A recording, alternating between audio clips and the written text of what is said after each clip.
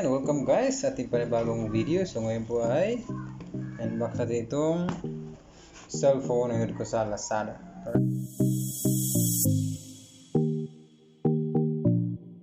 Alright? Tara! Ayan. So, baliktad, no? Pinuksan ko na siya. So, gawin natin this. Tingnan natin. Pakabukas ko lang yan. Right? Yung bubble wrap. So, ito na siya. Right? Here we go. Poco X3. So, sealed na sealed siya, no? So, first, kailangan natin ng gunting. Buksan natin siya. So, right. Excitement na ako. Excitement.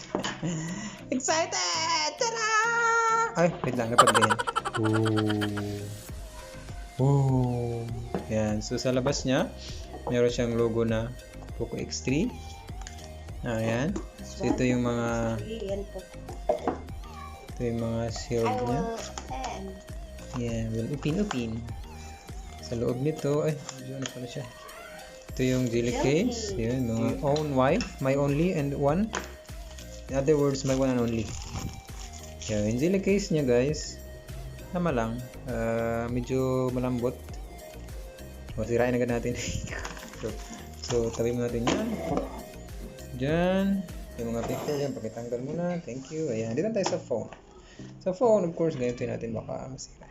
Ayan. So sa loob niya, ito mayroon pa siyang plastic. Papel. So dyan muna yung phone. Sa loob niya, ito yung USB Type-C. Type niya si... Sino type mo? Open mo. Yan. Open natin na yan. So, gano'n siya kahaba. Siya ay... normal lang naman ito, mga 1 meter. Yan. 1 meter. Diyan mo na yun. Magkalat pa. And then, ito yung kanyang, sabi dito ay 33 watts na charger. So, may plastic pa talaga siyang cover, no? So, kailangan ng adapter kasi yung outlet dito ay meron naman kami bilog. So, kailangan nyo ng adapter if yung outlet nyo ay yung flat lang.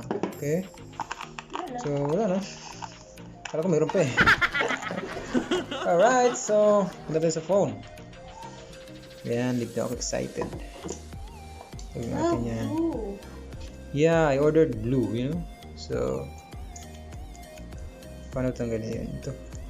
Sealed na sealed pa talaga siya, guys. Yan, nakala ko nga bato ang laman. Yan. Ito talagang napakalinis. Alright. Here we go. Tara!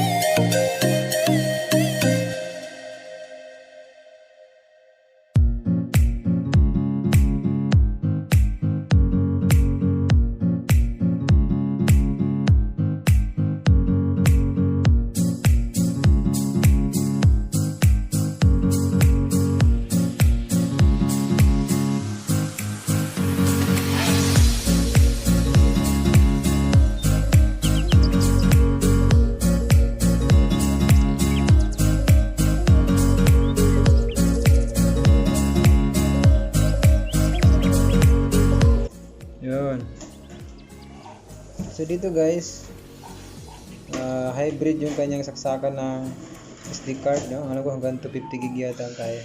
So ito siya yung SIM 1, saka pwede mo gawin din SIM 2, no? So hybrid siya. Kung gagamit ka ng memory card, hindi isang SIM lang gamit mo. Ganun siya. Kung gusto mo dalawang SIM gamit, hindi wala kang memory card. So meron din siya parang rubber dito para hindi siguro mabasa. Kasi ito ay waterproof, wag lang ilubog, no? So, mga talsik-talsik ulan, okay lang siya. So, meron na tayong jelly case, no? So, ngayon, i-power on na natin. Yung power on niya, guys, ay ito na rin yung power button, ayan na rin yung pang finger sensors. Sensor, ano ba? So, pindutin na natin. Yun. Poco. Yun. So, yan. Tignan natin mga kalat. Kita yung ring light dito. Tignan natin yung ring light. Yun, just a second. In MIUI. Ayan, so i-change natin. Of course, i-set natin to sa English United States, yung kanyang language, no? Wala man Pilipino dito. And then, Philippines, yeah, tama. Next, yun. Yun, so connect na tayo sa ating Wi-Fi. Yun tayo sa 3rd floor. For the meantime, kasi kailangan nyo ng sign in eh. Skip muna natin. Skip. Ayun, so lumabas naman pala yung login. Ang aking account dito ay Rolly 7774. Password yun din.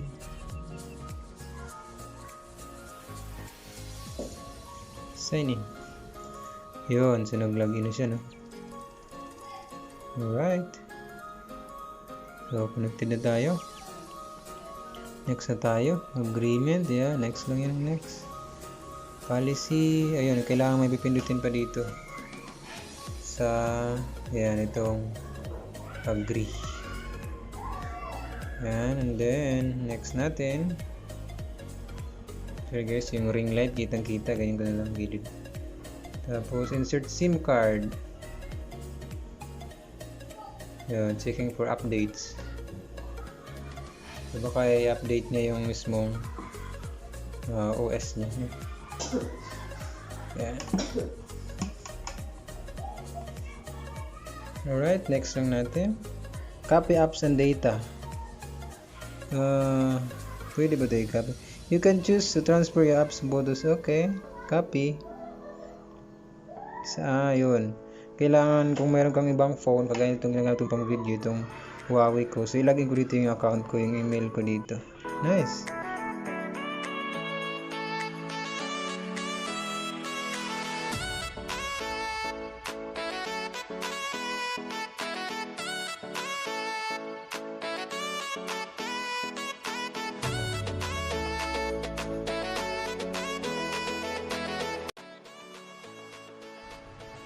Alright, dito guys sa pag-set nyo pala sa additional setting, no? I-off nyo lang po itong personalized ads, no? Meron dyan yung personalized ads, so dapat naka-off siya. Then next natin. Yan, choose your theme. Kaya natin itong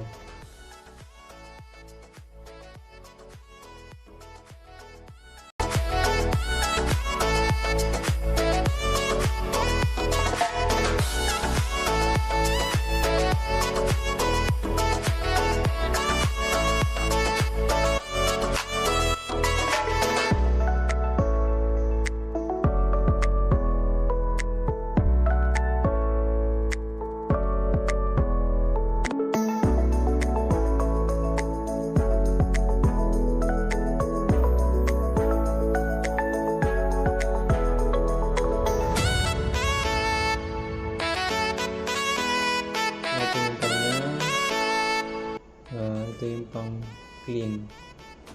Agree. First, agree lang tayo na agree dito. Hindi naman tayo. Ayan, nakarating ka sa last part ng ating video. Maraming salamat. Ano?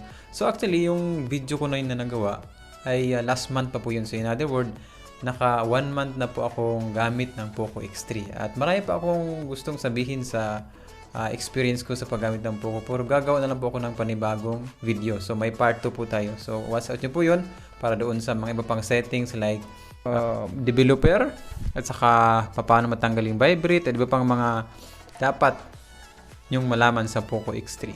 Alright? So i-like ang video nito at mag-subscribe para ma-notify ka kung meron tayong bagong video. Ingat! Bye-bye!